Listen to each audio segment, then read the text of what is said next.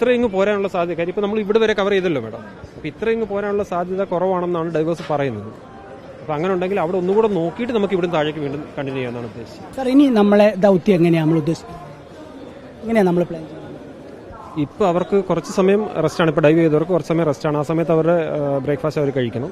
അതിനുശേഷം നമ്മൾ ബാക്കി കണ്ടിന്യൂ ചെയ്യാൻ ഉദ്ദേശിക്കുന്നത്. ഇപ്പം ഇനിയിപ്പോൾ ഈ രണ്ടിന്റെ ഇടയിലില്ല അല്ലേ? ഇനിഷ്യലി ചെയ്ത ഭാഗത്ത് ഒന്നും കൂടെ ചെയ്ത് നോക്കണമെന്നുള്ള ഒരു സംശയമുണ്ട്. അപ്പൊ അത് വേണോ അതോ ഇവിടുന്ന് താഴേക്ക് ചെയ്യണമെന്നുള്ള അവർ പറയുന്നത് ഈ മാലിന്യത്തിന്റെ അടിയിലൂടെ മാത്രമാണല്ലോ അവർക്ക് പോകാൻ കഴിയുന്നത്.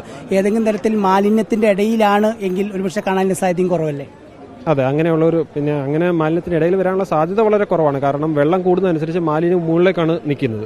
അപ്പോൾ ഒഴുകാണെങ്കിൽ അടിയിൽ കൂടെ ഒഴുകാനുള്ള സാധ്യതയുള്ളൂ. എന്തായാലും എല്ലാ സാധ്യതകളും നമ്മൾ തള്ളുന്നില്ല. അതുകൊണ്ട് ഒന്നുകൂടെ സെർച്ച് ചെയ്യും. ഓഫീസർ എന്ന നിലയിൽ ചോദിക്കുന്നതല്ല, യഥാർത്ഥത്തിൽ ഈ മാലിന്യമൊക്കെ ഇങ്ങനെ വലിച്ചെറിയുന്നവരോട് ഈ പ്രത്യേക സാഹചര്യത്തിൽ സാറിന് പറയാനുള്ളത് എന്താണ്?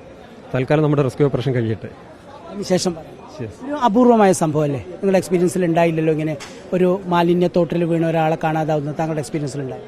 മാലിന്യത്തോട്ടിൽ വീണ ആൾക്കാരെ എടുക്കുന്ന നമ്മൾ മുമ്പ് ചെയ്തിട്ടുണ്ട്. പക്ഷേ ഇതൊരു ടണലിനുള്ളിലായതാണ് പ്രശ്നം. ഒരു ടണലിനുള്ളിൽ ഇങ്ങനെ ഒരു ഓപ്പറേഷൻ ആദ്യമായിട്ടാണ്.